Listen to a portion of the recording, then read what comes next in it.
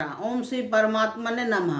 गीता के श्रीमद् भगवत गीता जी के महात्म के वर्णन के तदुपरांत मैं यहाँ श्रीमद् भागवत पुराण के महात्म के कुछ अंशों को यहाँ देना चाहती हूँ सहृदय गणों के समक्ष।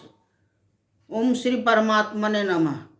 श्रीमद् भागवत या केवल भागवत, इसे श्रीमद् भागवत पुराण को श्रीमद् भागवत या केवल भागवत भी कहते हैं। इसका मुख्य वर्ण विषय भक्ति योग है।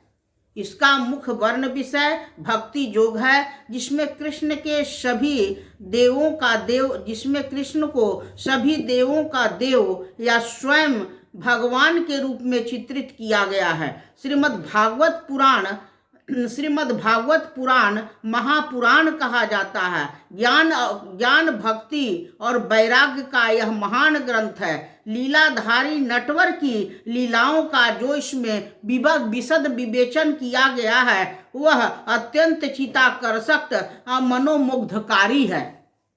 इसमें 12 स्कंद और 335 अध्याय हैं। 10वें स्कंद को निरोध कहते हैं। श्रीमद् भागवत कथा का महात्म वर्णन। श्रीमद् भागवत कथा का महत्व सबसे ज़्यादा मानव जीवन में दृष्टिगत होता है। जो भी सांसारिक व्यक्ति इस कथा का श्रवण करता है उसे मोक्ष की प्राप्ति होती है। भागवत कथा स्वयं श्री कृष्ण के मुख से निःसृत कथा है। जब कथा का श्रवण होने लगता है प्रभु स्वयं वहाँ विराजमान रहते हैं। भागवत का अर्थ है भक्ति ज्ञान वैराग्य। कथाचार्य के जब सौभाग्य का उदय हुआ तभी भागवत कथा सुनने को मिलती है। सारांशतः भागवत का अर्थ है भक्ति ज्ञान वैराग्य और तारण। भागवत का अर्थ है भक्ति ज्ञान। पुराणों के अनुसार इसे चतुश्लोकी भागवत पाठ करने या फिर सुनने से मनुष्य अज्ञान जनित मोह और महद अंधकार का नाश हो जाता है और वास्तविक ज्ञान रूपी सूर्य का उदय होता है। ये 4 श्लोक ऐसे हैं जिसमें संपूर्ण भागवत के तत्व समाहित हैं। यही मूल चतुश्लोकी भागवत है। पुराणों में वर्णित ब्रह्मा जी द्वारा भगवान नारायण की स्तुति किए जाने पर प्रभु ने उन्हें संपूर्ण भागवत तत्व का उपदेश केवल 4 श्लोकों में दिया था। वे 4 श्लोक जिनके पाठ से ही पूरे भागवत पाठ का फल मिलेगा। श्लोक अहमेव समेवाग्रे नान्यद जद सद सद पश्चादहम जदिच्यतम परमम जोय शिष्येत सोयमस्य हम।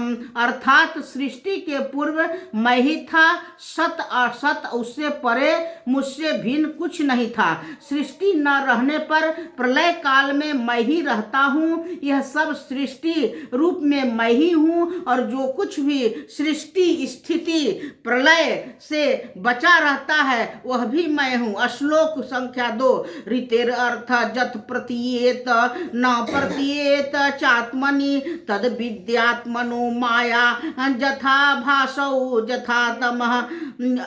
अर्थ जो मुझ मूल तत्व को छोड़कर प्रतीत होता है, आत्मा में प्रतीत नहीं होता, उसे आत्मा की माया समझो। जैसे वस्तु का प्रतिबिंब अथवा अंधकार छाया होता है।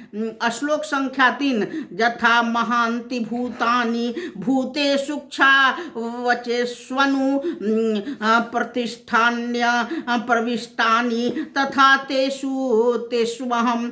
अर्थ जैसे पंच महाभूत पृथ्वी जल अग्नि वायु और आकाश संसार के छोटे बड़े सभी पदार्थों में प्रविष्ट होते हुए उनमें प्रविष्ट नहीं है, वैसे ही मैं भी विश्व में व्यापक होने पर भी उसमें संपृक्त नहीं हूँ। चतुर्थ एतावदेव जिज्ञास्यं तत्त्वजिज्ञासुनात्मनम् अन्वव्यतिरेकाभ्यां रेखाभ्यां जत स्यात् सर्वत्र सर्वदा।